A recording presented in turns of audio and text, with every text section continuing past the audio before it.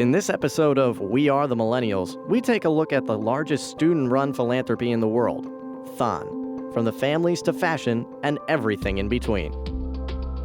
Every generation has events that shape who they are. The greatest generation defeated fascism in World War II. The silent generation was defined by ambiguity and the forgotten war. Baby boomers had Woodstock, and Generation Xers had the introduction of personal technology. But it is the millennials who could be the next great generation. Join 13 Penn State students as they discover what it means to be this generation. We are the millennials. Hello and welcome to a special edition of We Are the Millennials. Hi, I'm Tom Hannafin, joined here by Caleb Blakesley at the Bryce Jordan Center here at Penn State University. Just a couple of days ago, the Penn State IFC Pan-Hellenic Dance Marathon took place, more commonly known as Thon. And Caleb, this event has been taking place for over 30 years. I'd now like to welcome an awesome young man and a cancer fighter to the stage. This is actually his very first Thon, and he's going to be saying a few words to all of you. Please welcome the Nick Pantalone family to the stage.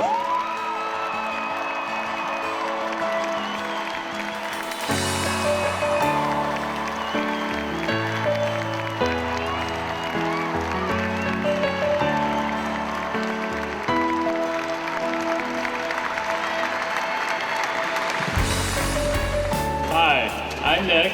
I'm 17 years old, and I fight cancer every day.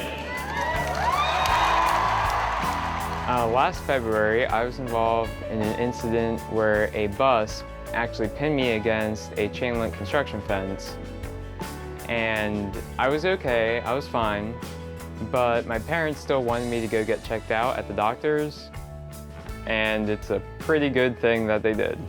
They found a multitude of tumors all around my abdomen and pelvis. So, last February, I started going through chemotherapy. The first question that entered my mind was, why isn't this happening to me? This is supposed to happen to a guy my age, not some young 17-year-old kid with his whole life in front of him. I had a surgery last June where they removed about 80%.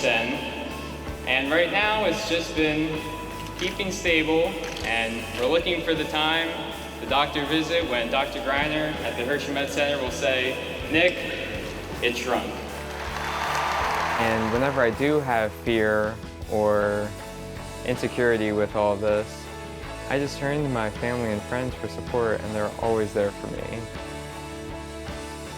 We had 4 jocks and then we had Nick, and it took Dad a while to realize that the 5th kid wasn't going to be an athlete, but he was going to be himself, and he was going to be his own person. Cancer hasn't deterred me from being valedictorian of my class. I'm a member of National Honor Society, National Spanish Honor Society, and I do all of our plays and musicals, as well as sing bass in our chamber singers and play bassoon in our wind ensemble. And I'm currently working on my Eagle project. Right after school ended, my whole family and I went down to Orlando, Florida, and we went to all the major theme parks down there. That vacation was truly amazing, and I'll remember it forever. Just feels so good to be inside a theme park of any kind and experience what they have to offer. I've always loved theme parks. It started probably because we lived in Hershey, and I grew up with Hershey Park. I currently work there as a ride operator. I also build amusement parks in my basement.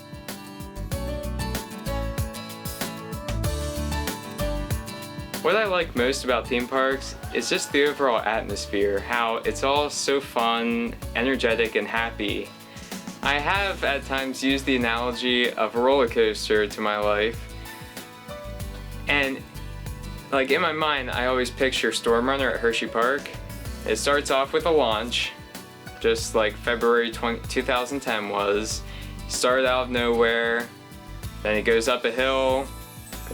Like my first round of chemotherapy, I had no idea what to expect. It was scary. Going down the drop was continuing with chemo, as well as shrinking the tumors too. And then just going through more loops and inversions, it's been like my surgery, finding new growth, new medicines, new chemos. So it has had its ups and downs through it. I've never let cancer change me. I'm still the fun-loving, enthusiastic guy I've always been. Yeah, he's the strongest person you have ever met, so, and no.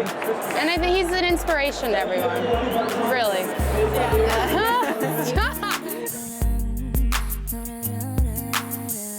Nick has a certain grace about him and a certain nobility that puts everything to the side. It puts all his troubles to the side because he's has such a powerful attitude, such a life force to live and to complete his dreams.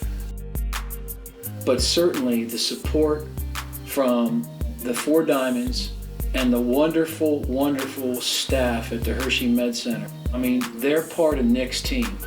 All my friends and family behind me have been amazing. They're on my team too. And also, everyone in this room is on my team.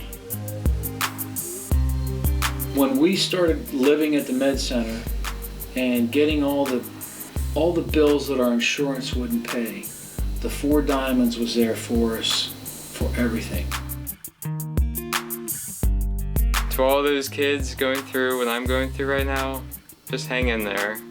You'll get through it, and it'll get better, and you'll look back on it and feel how strong you were.